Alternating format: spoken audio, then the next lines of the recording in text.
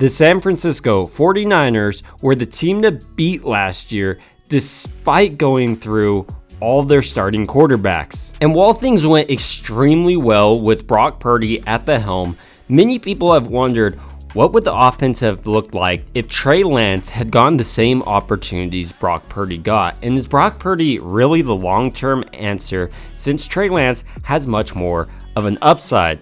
And we also have to consider that Trey Lance was the starter last year. Kyle Shanahan chose him to start over Jimmy Garoppolo and Brock Purdy. But should the Niners take a step back and wait for Trey Lance to develop in the quarterback he could be, or roll with what Brock Purdy is? And he's proven to be a winner, and being able to put up 30 points a game and win a bunch of playoff games is nothing to sniff at. But despite saying all of this, many people thought the whole entire season was done when Brock Purdy stepped into the role, much like many people are acting if Trey Lance has to ever take a snap in a 49ers uniform again. So despite many people thinking the 49ers will be awful if Brock Purdy isn't ready to roll this season, I'm on the camp that this isn't going to be the case. If we go back to last year and reconsider what happened with the Niners, this is really where I get my faith in. Despite going through two starting quarterbacks in Trey Lance and Jimmy Garoppolo, the 49ers were able to actually increase production under Brock Purdy, or Mr. Irrelevant. So there's no reason that Trey Lance, under 2 full seasons with Kyle Shanahan, shouldn't be able to see similar production Brock Purdy saw. He has a higher physical skill set, and if he's been able to develop under the bench, like Kyle Shanahan has alluded to recently, saying he's throwing the best he's ever seen him throw, could mean Trey Lance is making the jump the 49ers have been waiting since they drafted him, and he's finally filling out the shoes they projected him to be, which was like Josh Allen or Patrick Mahomes. And while I love watching Brock Purdy run around on the field last year and make the 49ers offense look absolutely electric, I mean, probably the best it's looked under Kyle Shanahan, there may be a chance he's just simply not ready to operate at the beginning of the season. Or he could be ready, but the more optimal thing to do would be to rest him until maybe week 10 or something like that. So with this in mind, the 49ers may be forced to start Trey Lance or Sam Darnold. And the option of Sam Darnold just doesn't make a whole lot of sense to me. Darnold has already had the opportunity to show what he is in this league plenty of times, whether that be for bad teams or not. Trey Lance just simply hasn't been given that opportunity.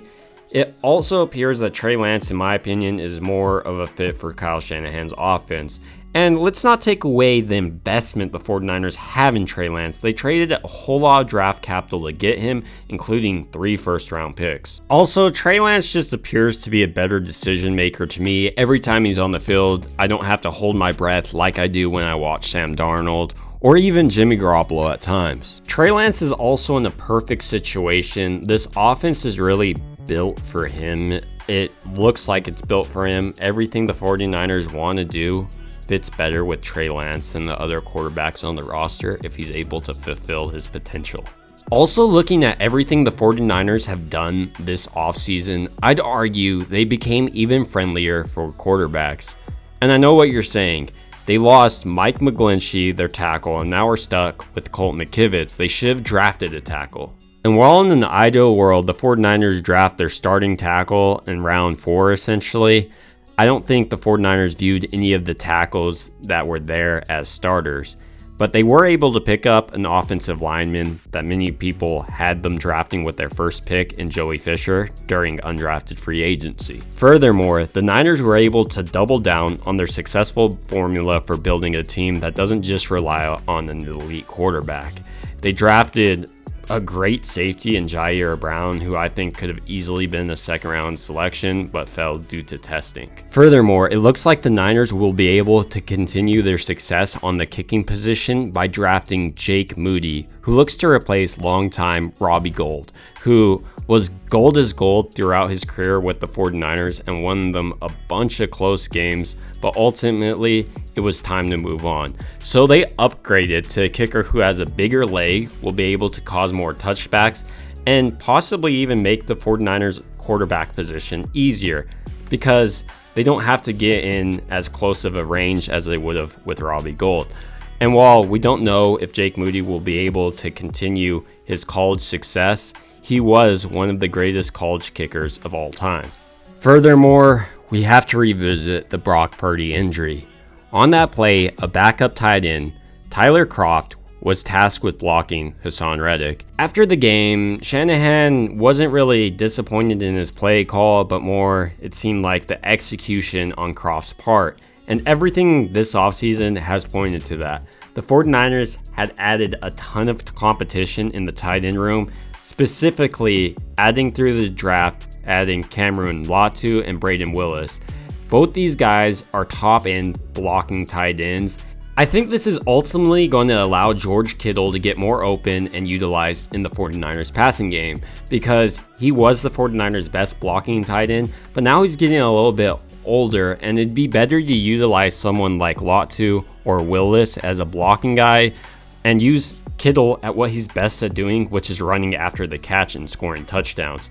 Which is what I think Kyle Shanahan was doing by adding all this competition for the backup tight end spot. First, it re-solidifies your depth at the tight end position and allows you to run the plays Kyle Shanahan loves doing, which are those play action plays, without having to get your quarterback injured. And as I mentioned, it should allow George Kittle to be more of a threat in the passing game. Speaking of weapons on the 49ers offense, we need to speak about the addition of Christian McCaffrey mid-season last year.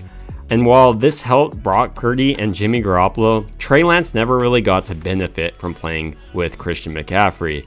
And I argue this would be a bigger benefit than playing with Jimmy Garoppolo or Brock Purdy. The reasoning why is Trey Lance offers that added dimension of running, and while Brock Purdy is elusive, Trey Lance is more of a running style quarterback. What this does, having two dynamic players in the backfield, causes the defense to hesitate, which is what Kyle Shanahan loves. Having Trey Lance back there, Christian McCaffrey, and then you could even have Debo going in motion, causes a lot of confusion and fear for a defense. This confusion results in more open running lanes and also more open wide receivers, making the offense even easier for Trey Lance. So while many people write off Trey Lance and the 49ers situation as being horrible because of their quarterbacks, I think they're in the perfect situation. They have two guys that are great for their team. I think Brock Purdy and Trey Lance are ideal quarterbacks for the 49ers. The difference being Brock Purdy is more ready right now if he's healthy and fully recovered. But Trey Lance, if he's not fully healthy and recovered, offers a great solution to the quarterback position. And while many people want to claim they know that Trey Lance is a bust after only seeing him play a handful of times, I think what I see when watching Trey Lance is an athlete that can play on the same likes of Patrick Mahomes and Josh Allen if he's able to develop. But those are my thoughts on why the 49ers are in the perfect situation, and I'd love to hear your thoughts down below. It would also mean a ton if you subscribe and like. Thank you guys so much for watching.